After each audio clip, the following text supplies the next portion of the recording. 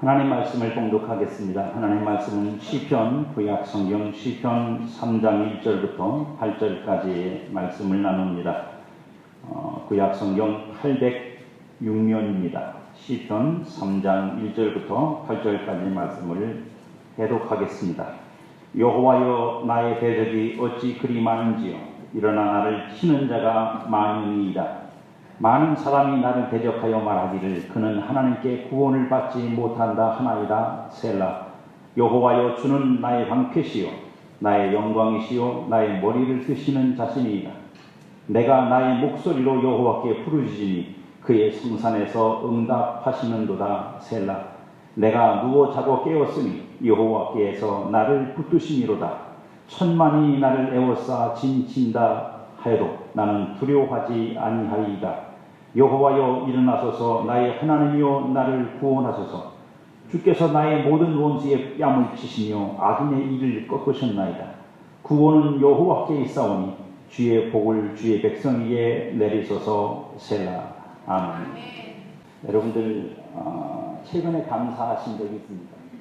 여러분의 삶이든 꼭 삶에서 감사할 일이 없어도 여러분의 마음속에서 하나님께 참 감사한다, 감사드린다, 뜬금없는 것이어도 좋습니다. 사실은 뜬금없는 게 더 좋은 겁니다. 조건이 있고 내가 감사할 일이 있어서가 아니라 아무 이유도 없는데, 아무 원인도 없는데 여러분 심령에서 뜬금없이 하나님을 향해서 감사하다 하는 마음이 들면 사실은 그게 더 좋은 겁니다. 그런 감사가 혹시 있으셨습니까? 있기를 축복합니다. 이혜인 수녀가 쓴 시 중에 감사의 창이라는 시가 있습니다. 감사만이 꽃길입니다. 누구도 다치지 않고 걸어가는 향기 나는 길입니다. 감사만이 보석입니다. 슬프고 힘들 때도 감사할 수 있으면 삶은 어느 순간 보석으로 빛납니다. 감사만이 기도입니다. 기도 한 줄 외우지 못해도 그저 고맙다 고맙다 뒤풀이하다 보면 어느 날 삶 자체가 기도의 강으로 흘러 가만히 눈물 흘리는 자신을 보며 감동하게 됩니다. 이런 경험을 한 번쯤은 해보셨을 것입니다. 여러분들도 여러분의 삶에서 이 말을 늘 뒤풀이해 보십시오. 고맙다 고맙다.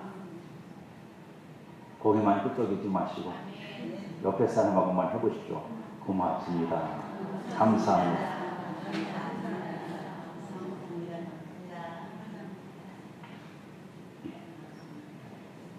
여러분의 마음을 회전시킬 수 있는, 전환시킬 수 있는, 환기시킬 수 있는 가장 좋은 출구, 그건 바로 일입니다. 마음에 쌓인 감사치 못하는 내용들을 여러분들이 늘 가슴속에 품고 있으면 감사는 여러분 마음을 장악할 수가 없습니다. 또 박노해라고 하는 시인이 쓴 감사라는 시가 있습니다. 오늘은 아무 일도 없었다. 한가함이라는 선물을 받았다. 오늘은 몸이 아파 누웠다. 몸에게 반성하며 감사했다. 오늘은 좋은 일이 있었다. 힘든 시간들에게 감사했다. 오늘은 실패가 있었다. 그래도 나는 아직 죽지 않았다. 내일도 새로운 만남과 선물이 있으리라. 오늘 다시 준비하며 새롭게 감사할 뿐. 여러분, 감사하는 것은 우리가 하나님 앞에서 할 수 있는 최고의 예배입니다. 오늘 본문을 기록한 이 시편의 주인공은 다윗입니다.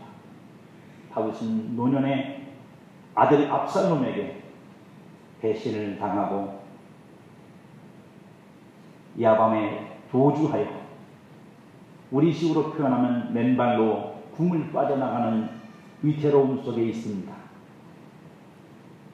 간신히 도망해서 아들을 피하여 이제 왕궁은 아들에게 메워주고 그의 이후의 삶은 고달프고 표현할 수 없는 현실을 맞닥뜨리게 됩니다.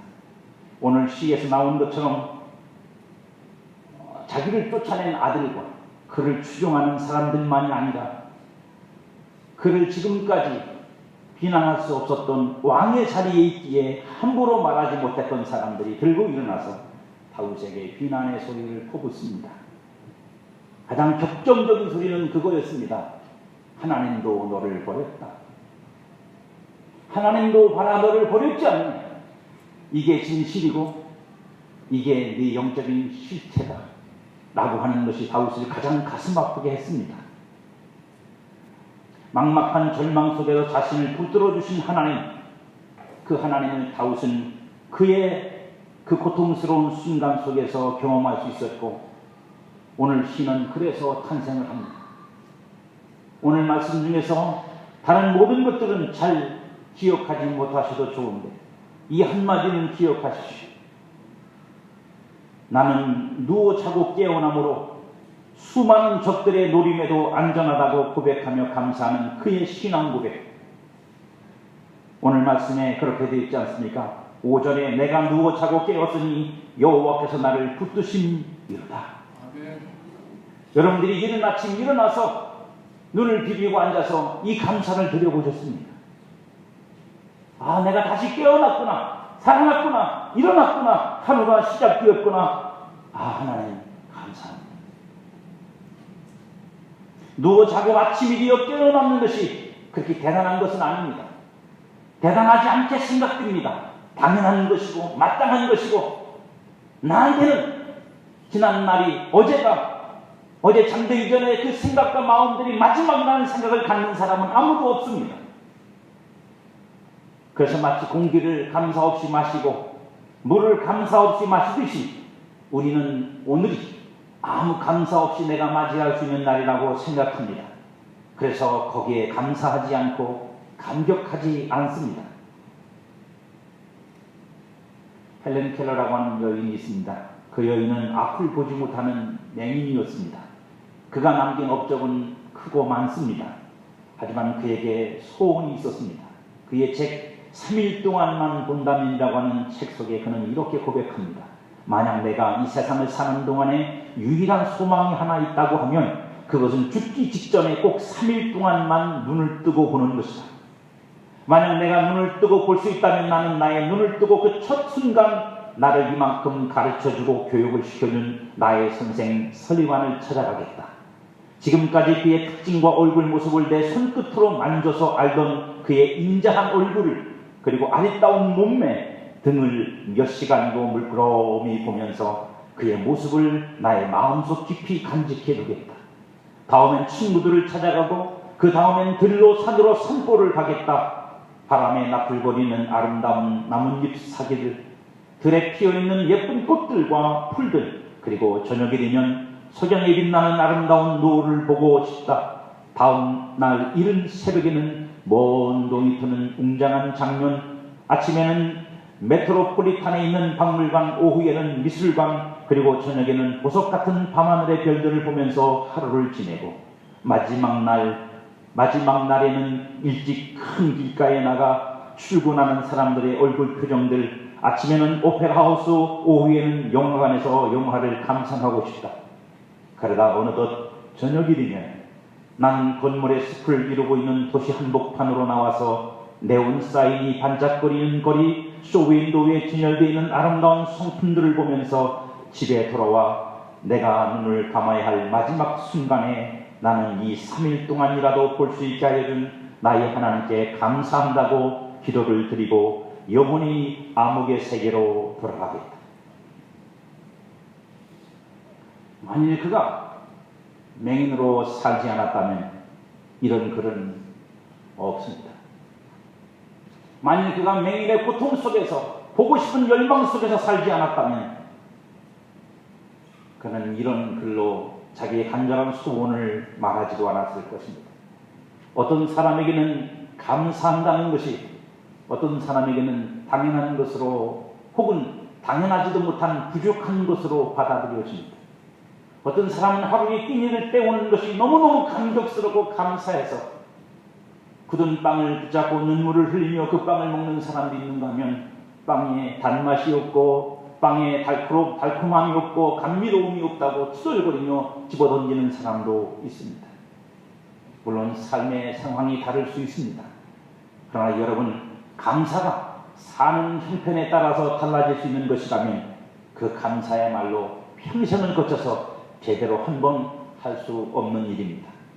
우리가 살면서 놓치고 지워지고 무시해버린 감사의 내용들이 얼마나 많은지 여러분들 생각해 보십시오.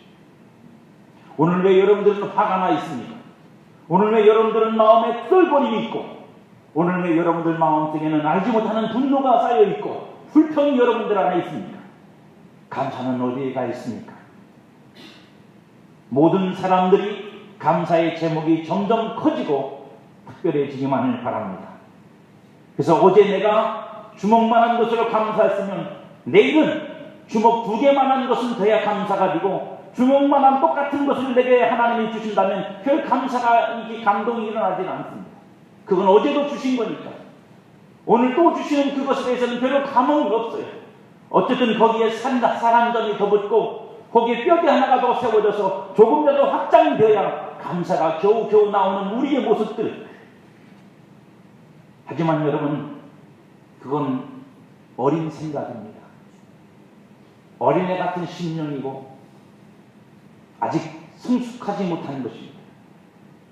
여러분들이 살아보셔서 알고 겪어보셔서 알지만, 감사란 아직 어릴 때는 그렇게 큰 것으로 감사할 수밖에 없습니다. 작은 장난감은 별로 감사하지 않습니다. 큰 장난감은 감사가 넘치죠. 마치 엄마한테 이제 평생 효도할 것처럼 고맙습니다, 감사합니다 합니다. 하지만 다음에 똑같은 거 또 사주면 불평합니다. 더 큰 거, 더 좋은 거, 더 비싼 거, 다른 친구들이 갖지 않은 것들을 요구합니다. 하지만 어른이 되면 그게 달라집니다. 그게 아직도 달라지지 않았다는 건 그분은 몸만 크고 마음은 아직 어린애인 겁니다. 어른이면 아주 사소한 것에 감사합니다. 작은 것에 감사합니다. 그것이 어른이 된다는 뜻입니다. 성경이 우리에게 가르치고 있는 것도 마찬가지입니다. 감사의 제목이 점점 사소한 것에 이를 때 여러분들은 진실로 여러분의 삶에 대해서 감사를 하고 있는 것입니다. 감사가 작고 사소할수록 그 깊이가 더하고 성숙함을 우리는 모릅니다. 저와 여러분의 감사가 얼마나 세밀하고 얼마나 사소하고 얼마나 작은지 여러분들 자신을 돌아보십시오. 여러분들 어떤 사람은 머리숱이 많다고 짜증나요. 머리 감기 나쁘다. 저같이 돼야 머리카락 하나가 얼마나 감사한지 맞아와야 돼. 그래서 거울을 보기가 싫어질 만큼 이게 참 말이 아니구나, 이런 걸 겪어보셔야 사소한 것이 왜 감사하는 것인지 우리는 비로소 알 수 있습니다. 때때로 하나님이 작고 사소한 것들이 얼마나 귀하고 소중한 것인지 깨닫게 하셔도 우리는 너무 쉽게 그것들을 잊어버립니다. 오늘 이 시를 쓴 다윗을 생각해 보십시오. 다윗이 만약에 그의 집을, 그가 거했던 그 궁을, 백향목궁인데, 여러분 백향목궁에서 한번 주무셔 보셨습니까? 백향목 나무는 향이 납니다. 그래서 거기다가 향수 뿌리지 않아도 자연적인 나무의 향이 나는데, 그 향기 속에서 그가 잠들었을 때는 내가 자고 깨었으니 감사합니다 이런 거 없었어요. 왜냐하면 거기서는 태평하고 행복하고 만족하고 부족함이 없었기 때문입니다. 그러나 그가 그 궁에서 쫓겨나 아들에게서 배신을 당하고 수많은 사람들이 자기를 향해 돌을 던지며 침을 뱉으며 하나님마저 너를 버렸다고 하는 그 말이 자기의 심령, 자기의 가슴을 파고들며 정말 그럴까? 하나님이 나를 버리신 걸까라고 하는 두려움 속에 있을 때 그가 그 들녘에서 초라한 집채에서 자고 일어난 새벽은 새로운 날이었고 감사한 날이었고 정말로 하나님 앞에 무릎을 꿇고 감동된 날이었다는 사실을 기억하셔야 합니다. 주님 감사합니다라고 하는 글이 있습니다. 주님, 나는 당신에게 출세의 길을 위해 힘을 원했으나 당신은 제게 순종을 배우라고 나약함을 주셨습니다. 주님, 나는 위대한 일을 하고 싶어서 건강을 간청했으나 주님은 보다 큰 선을 행하게 하시려고 내게 병을 주셨습니다. 주님, 나는 행복하게 살고 싶어 부귀를 청했으나 주님은 내게 지혜로운 자가 되도록 가난을 주셨습니다.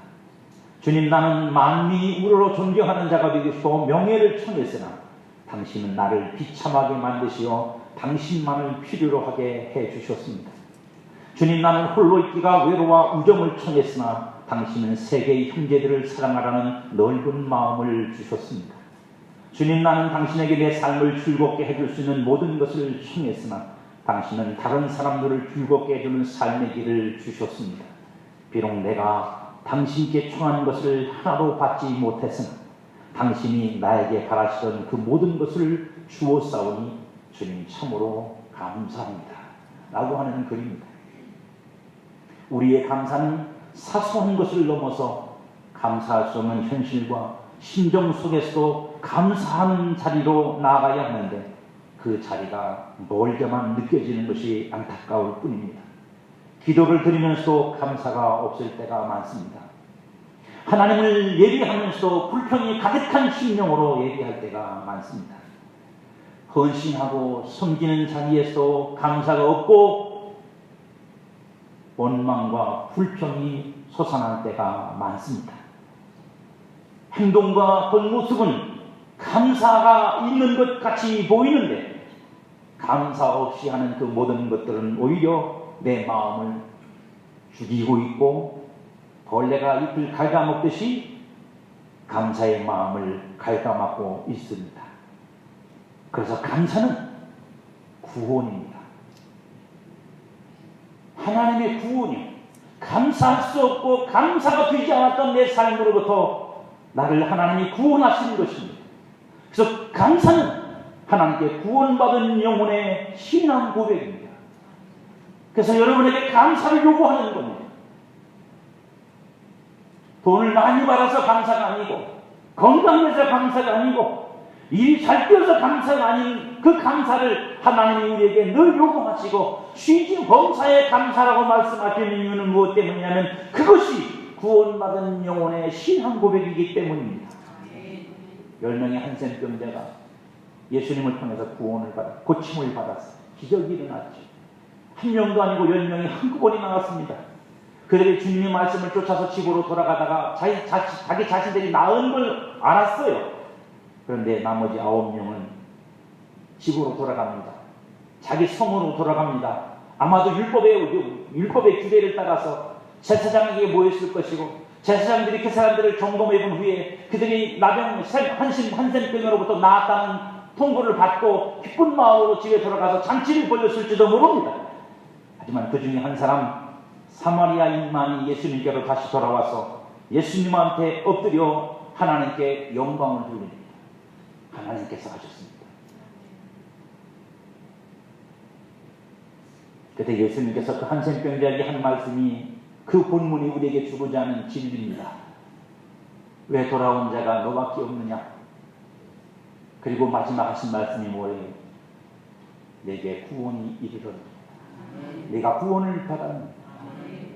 여러분, 기적은 병을 치료하지만 구원은 아닙니다. 이 사마리아인이 구원받았다는 증거는 그가 하나님께 영광을 돌리고 감사한다는 데 있습니다. 그가 하나님께 감사할 수 있다는 것, 그는 하나님께 살아있는 자가 되는 것이고 깨어난 자가 되는 것이고 하나님을 향하여 그 감사함으로 영광을 돌릴 수 있는 자가 되었다는 것, 그것이 바로 구원입니다. 감사는 축복입니다. 구원받은 영혼의 부유함이에요. 내가 하나님께 구원을 받았음으로 인하여 나는 어떤 일에도 어떤 상황에도 하나님께 감사할 수 있는 심령의 부유함을 가지고 있는 것입니다. 이 부유함이 가난해지면 자꾸 조건을 따지는 거예요. 이게 없어서 감사가 나올 수 없어요. 저래서 감사가 나올 수 없어요. 감사는 능력입니다.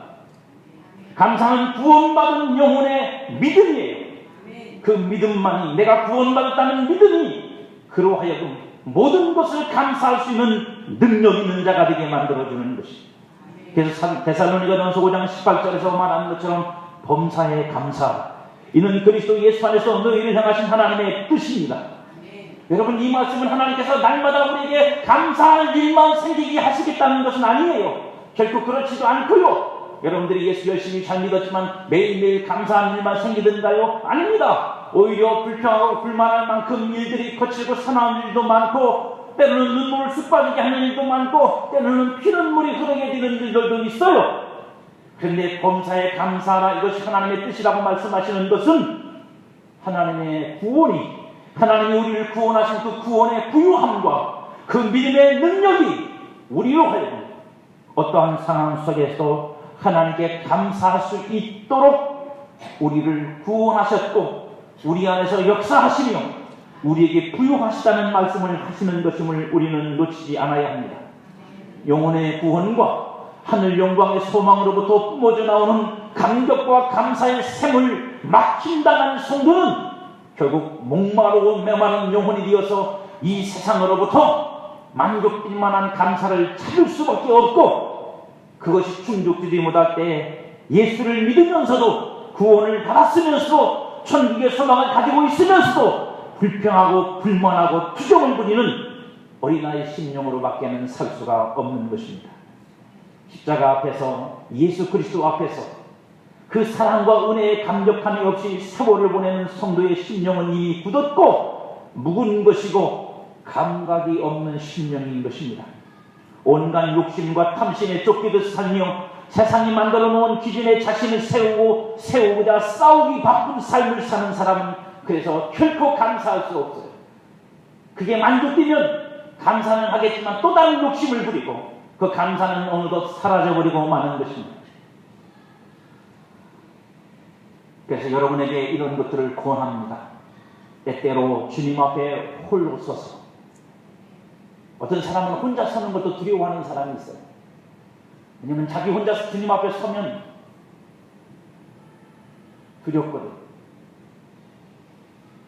사람 속에 어울려서 뭔가 자기를 나타내고 자기를 포장해질 것 속에, 그 속에 이렇게 숨어서 그냥 얼핏 걷는 길로만 하나님을 보려고 해요. 대부분. 왜냐면 하나님 앞에도 자기 자신을 그렇게 어필하고 싶은 거예요. 성공하고 있는 내 모습, 그럴듯하게 포장되어 있는 내 모습, 이게 나라고 하나님 앞에서도 그렇게 말하고 싶은 거예요. 하지만 여러분, 종종 여러분 혼자 한번 서보세요. 거울을 보시면 더 좋지만 거칠고 사나워진 나의 마음과 폭주하는 전차처럼 앞으로만 달려가는 나의 삶을 놓고 삶의 문제가 아닌, 내가 감사할 일이 있느냐 없느냐의 문제가 아니라 여러분의 심령을 놓고 여러분의 심령 속에서 나오는 기도를 하나님께 한번 드려보십시오. 사업 성공해 주셔서 감사합니다. 자식 좋은 대학 가게 해서 감사합니다. 건강하게 해주셔서 감사합니다. 평안하게 해주셔서 감사합니다. 형통하게 해주셔서 감사합니다. 이런 거 말고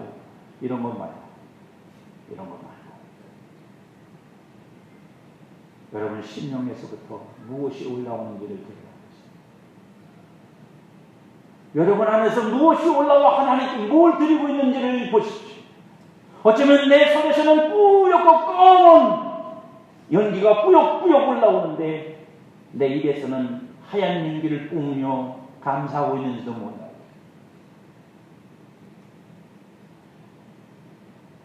우리 육체의 신비에 새긴 하나님의 사랑으로 여러분의 잠든 심령을 깨우고 굳은 마음을 부드럽게 만들려면, 그래야만 진짜 감사가 여러분과 제 속에서 나올 수 있어요. 그러려면 세상으로부터 얻어낸 것들이 아니라 하나님 앞에 있어야 될 여러분 감독자로서의 모습으로 주님 앞에 서보십시오. 그리고 여러분 심령으로부터 올라오는 것이 불안이든 두려움이든 초조함이든 무엇이든 직면하셔야 됩니다. 그래야 여러분들이 진짜 감사를 찾아낼 수 있습니다. 실패의 불안과 다른 사람들에게 미달리는 듯 보이는 삶의 환경들로 화가 나 있는 마음을 내려놓고 정말로 여러분이 살아야 할 삶이 그것뿐인지, 하나님의 부르심의 소망이 무엇인지, 하나님이 주시려는 복이 무엇인지 다시 한번 하나님 앞에 혼자 서서 그것들을 묵상하며 주님께 기도를 드려보십시오. 여러분의 심령 깊은 곳에서 진심의 소리가, 여러분들이 원하거나 밖으로부터 만들어진 것이 아니라 여러분 영혼의 진심의 소리, 여러분 마음의 순결한 소리, 그 소리가 여러분의 가슴과 심장을 충동질하면서 여러분의 입을 통해서 토해져 나올 때, 그래서 가슴을 쥐어짜며 아파하며 피눈물을 주 앞에 쏟아낼 때 인생은 비로소 새로움을 맛볼 수 있습니다. 상식처럼 덕지덕지 붙여놓은 감사와 세상 영광이 아니라 내 영혼에 하나님이 부어주신 영광이 무엇인지를 알고 내 영혼에 하나님이 주신 소망이 무엇인지를 비로소 알고, 그래서 그것으로 인하여 감사하고 그것으로 인하여 기쁘고 그것이 참된 것인 줄 알고 우리는 비로소 인생을 다시 들여다볼 수 있는 맑은 눈을 가질 수 있습니다. 나의 정체성을 잃고 무엇을 얻고자 사는지조차 의미를 잃어버린 채 달려가야 하는 인생을 우리는 살고 있습니다. 이제 조용히 멈추어 서서 이렇게 해보십시오. 오늘 우리가 예배 찬양으로 불렀던 찬양 가사가 그런 것입니다. 하나님의 복을 세우라. 오른손을 들어보세요. 지금부터 여러분들에게 주신 하나님 주신 감사할 만한 일이 뭔지 여러분들 속으로만 세워보세요. 말은 속으로 하고 손가락만 접어요.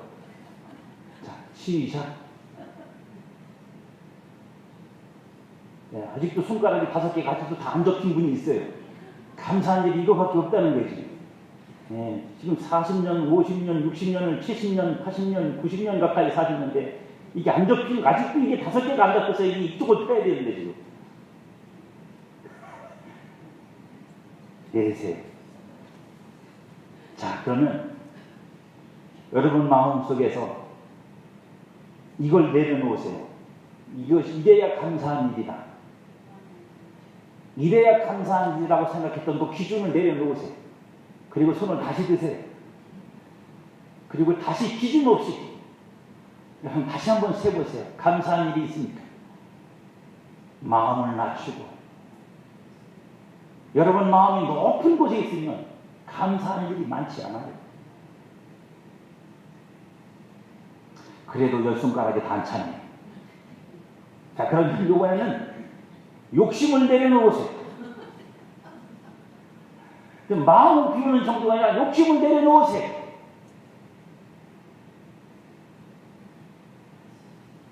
그것도 부족하면 하나님이 나를 부르신 부르심의 소망을 따라 여러분의 인생을 바라보면서 감사한 일을 세워보세요.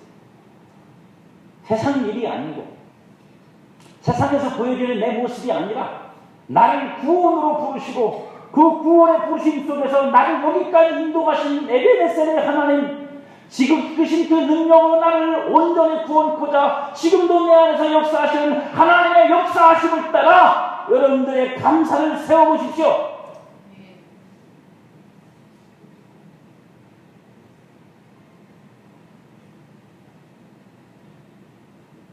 그 감사의 첫 번째가 뭔지 아십니까? 나 같은 자가 뛰쳐나가지 않고 오늘도 예배당에 앉아있는 거, 그건 내 실력 아니고 하나님 실력이다.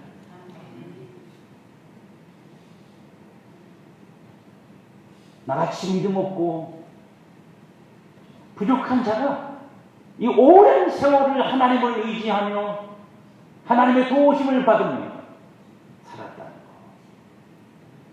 그리고 여전히 내 안에 천국의 소망이 있고 때때로 하나님께 감사가 있고 하나님을 의지하며 살아갈 수 있다는 거, 여러분 실력이 아니고 하나님 능력이라는 거, 그게 가장 감사합니다. 그게 가장 감사합니다. 감사의 감동이 여러분의 심령에 충만하기를 축복합니다. 감사의 깨달음이 여러분에게 있기를 축복합니다. 뿐만 아니라 감사의 표현이 여러분에게 있기를 축복합니다. 제발 좀 표현 좀 하세요. 감사의 거룩한 습관을 만들어 가십시오. 네, 감사의 거룩한 습관을 만들어 가십시오. 아까 이계인 수녀가 말한 것처럼 뭐라고요? 고맙다, 고맙다, 고맙다. 마음이 먹먹할 때도 감사합니다, 감사합니다, 감사합니다.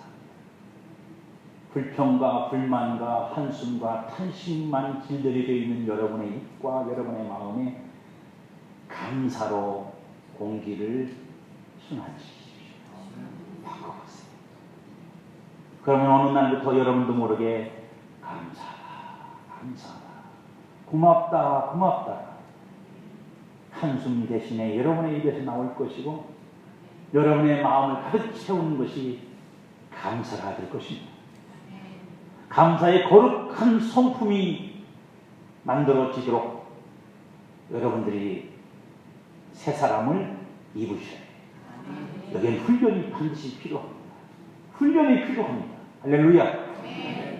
여러분 감사의 사람이 되어 노력하셔야 돼요. 감사할 일을 찾지 말고 감사하는 심령을 자꾸만 키워가셔야 돼요. 할렐루야. 주님께서 여러분들에게 묻습니다. 네가 나 때문에 감사할 수 없느냐? 네가 나를 위하여 감사할 수 없느냐? 네가 나를 가졌다는 것으로 감사할 수 없느냐? 나만으로 감사하지 못하냐? 라고 하는 주님의 질문에 우리는 답해야 합니다. 감사, 그 향기 나는 열매가 여러분에게 있기를, 구원받은 자의 향기 같은 이 감사가 여러분에게 있기를 축복합니다. 감사, 그 행복의 풍성함이 여러분에게 넘치기를 축복합니다. 감사는 하나님의 뜻이며 하나님이 기뻐하시는 예배고 하나님께서 우리를 구원하신 구원의 증거이고 여러분들이 하나님의 자녀인 하나님의 나타내신 표적입니다. 여러분 속에 감사가 넘치기를 주님의 이름으로 축복합니다.